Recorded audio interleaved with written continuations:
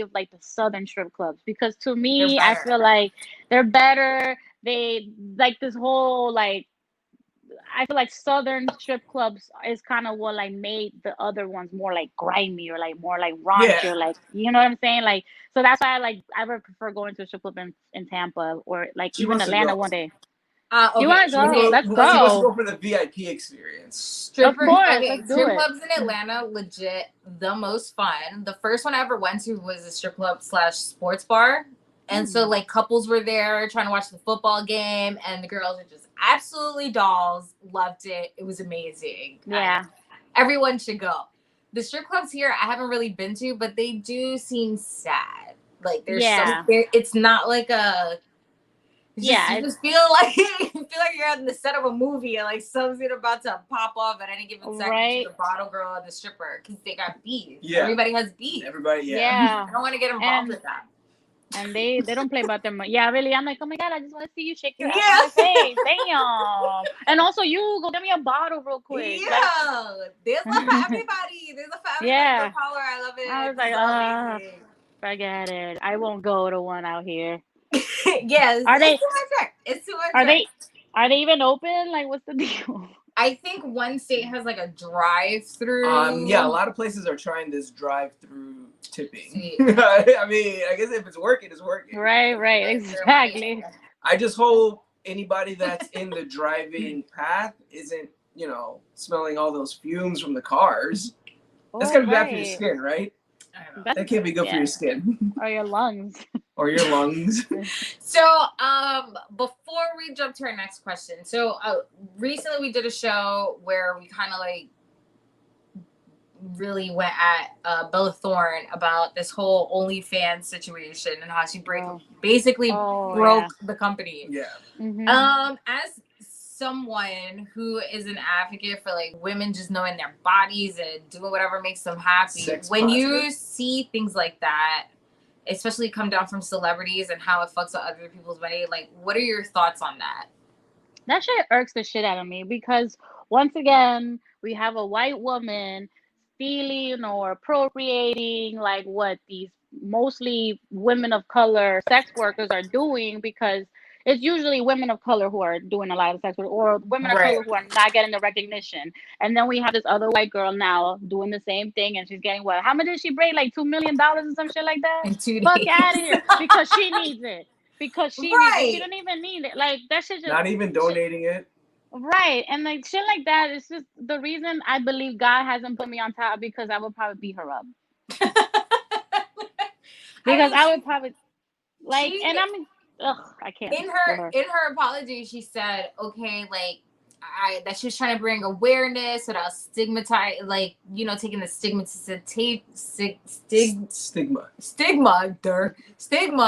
out of all the negative press, I guess, that sex workers get, and she just wanted to bring awareness to it and like all this stuff." And I remember thinking, why wouldn't she just donate the money then? Yeah. Or like or just talk about it and not go on there to try to get, man, this bitch need to get beat up. And then Manny and I were talking about it earlier, and he was right. Like nobody asked her to do it. You're not even a sex worker. Like and she was saying that she was doing it for research and to bring light to a subject, but nobody's asking for that. And on top of that, it's an industry that doesn't call for light to be brought to it. Right. If I'm paying an OnlyFans, if I'm paying $100 for an OnlyFans page, I'm not trying to tell everybody, and she obviously knows her clientele and isn't trying to tell everybody.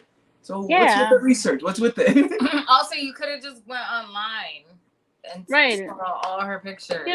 She could have gone on Instagram and done an Instagram story about whatever sex workers and bring awareness to that. Do you think it's an attention thing? Of course, it's an attention thing. Like I forget what she was, why she's famous again. I know she did something. She was like a child actor, right? Yeah, she was a Disney kid. You said the same thing I said. What is she doing exactly? What was she on? Who was she? She was on something. She was like on Glee or something. I don't know. Oh yeah, see, I don't know. Attention, boredom. She probably made no money during COVID because nobody was. Yeah, false. She did a porno. Yeah. Oh. But Then she should that's stick the to thing. doing that. You know who would make an OnlyFans page and actually donate the money? Someone like, I know you guys don't want to hear it, but maybe like Angelina Jolie, because she's so, about the people. I'm just talking about activist celebrities. There's celebrities out there that are activists. Oh, you mean like advocate for sex workers? Yeah. Okay. Okay. Hell yeah. Okay. And then I don't know if I want to see her naked though. But it's not you who's paying. I know for it. you're right. You're Yeah. right. Yeah. You're right. She probably will make millions too. And then she'll make millions. And she would give it away, Yeah, I think so. Bella Thorne to throw that in. No. I don't want to. Go back I don't to want to see Disney. Bella Thorne. Right. She can't go back to Disney now. No, she can't. Definitely cannot. She definitely cannot. All right, so we're gonna get serious for a second. As a woman who is like super open just about her life and living your truth, about 3 months ago you did a YouTube video about a difficult journey that you were going through during COVID. Can you tell us a little bit about that?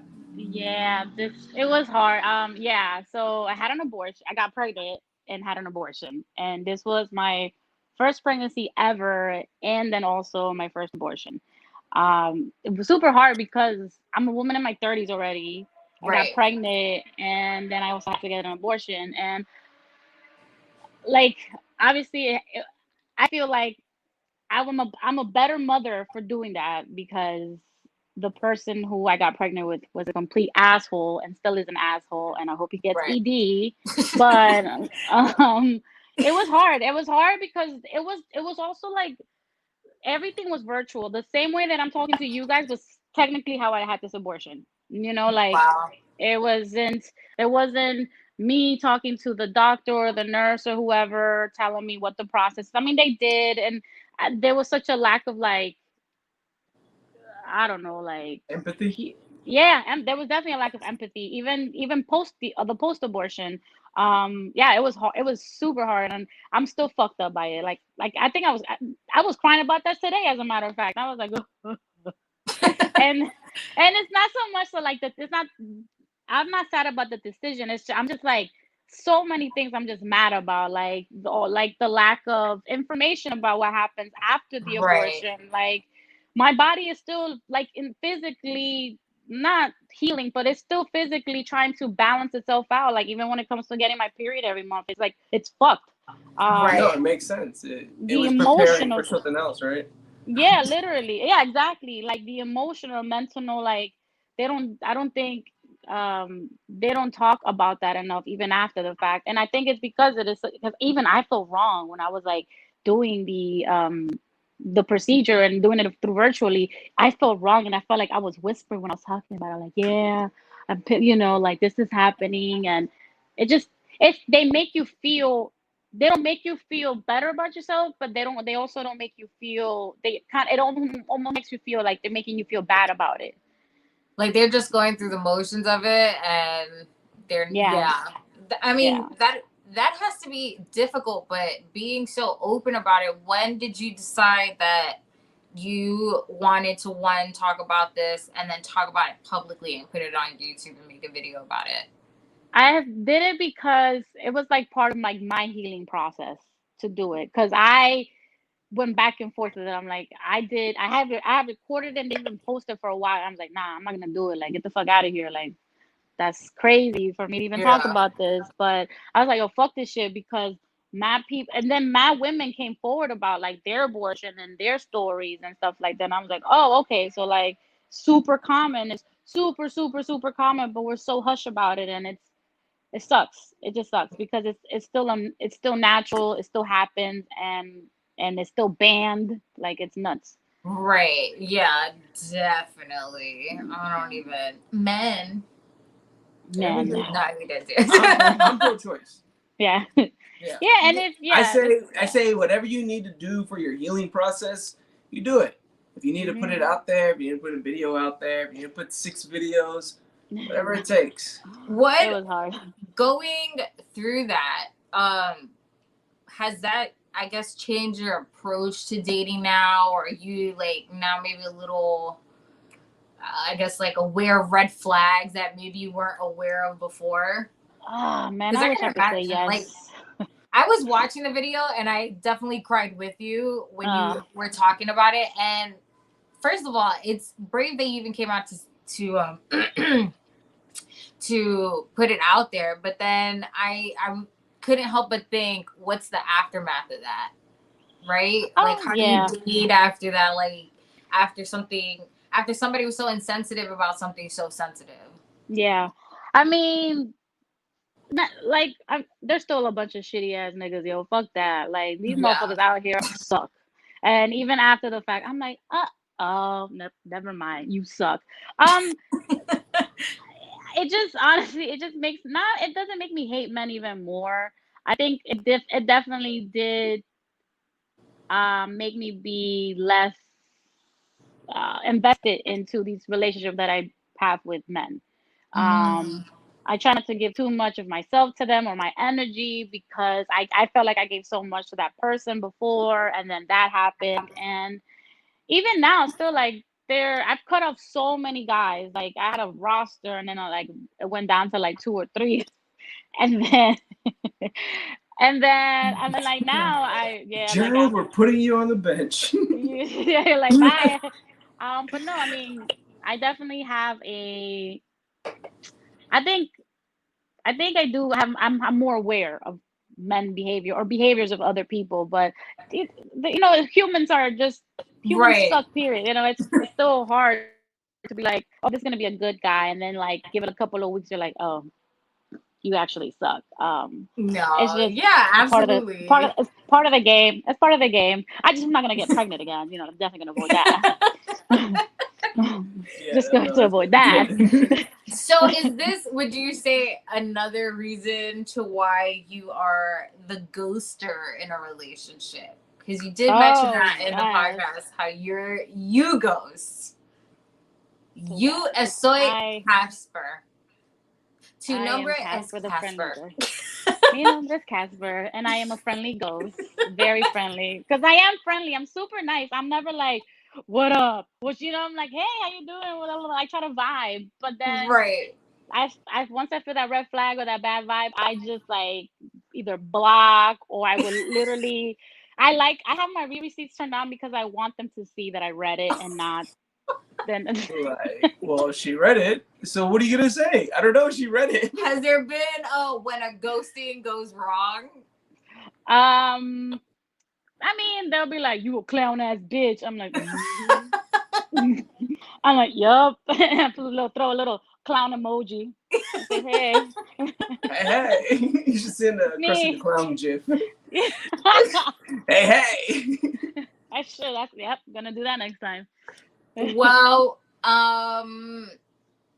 I don't know. Like, it's been so dope talking to you. I can't wait to meet in person. You're doing your second season of your podcast now, right? Yeah. I mean, what can we expect in the second season at the first season? Butt stuff? Like that.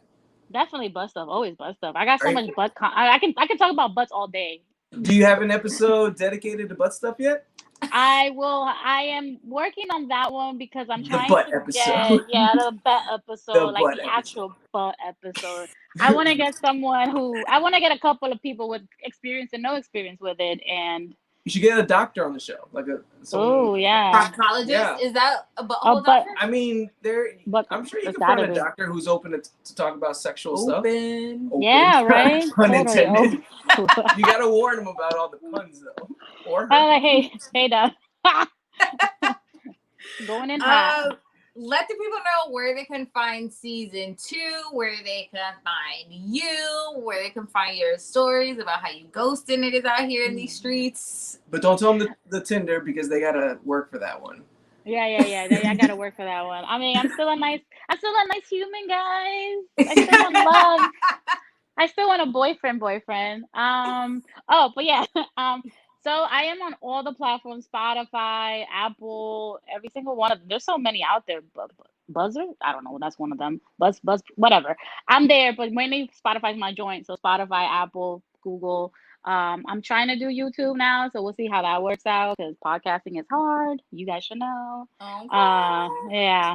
But then I'm also on Instagram under @Labian Nights. also on Twitter, and my personal Instagram is at Penelope 2Ps underscore underscore underscore underscore underscore underscore underscore. And that's me. I gotta follow your Twitter because I can only imagine. Oh Is no, it like Twitter. X-rated? Absolutely not. Everyone's like, why don't you have a Twitter? I'm like, I don't know. I just Oh! never jumped. I'm like, I never jumped on the Twitter Where do you usually bandwagon. post then? Instagram's my joint. And Instagram's your thing? Okay. Yeah, it really is. I've like stuck to Instagram, but I feel like I need to expand a little more and be more nasty. Yes, I need like Always. stuff to read Yeah. about when Yeah, I have no one to talk to. Take the ball and run with it. Yeah, If you guys exactly. want to know where you can catch us, you can catch us on Facebook and Instagram at Bubble Bath Stories. Yeah, you can catch us on our own IG at Got No Time for This. And you can catch me at Nikki Trends. Penny, thank you so much. Thank you. So happy we were able to do this. And you guys, please make sure you listen to Labia Nights with the volume all the way up. But like in your ear. In your ear.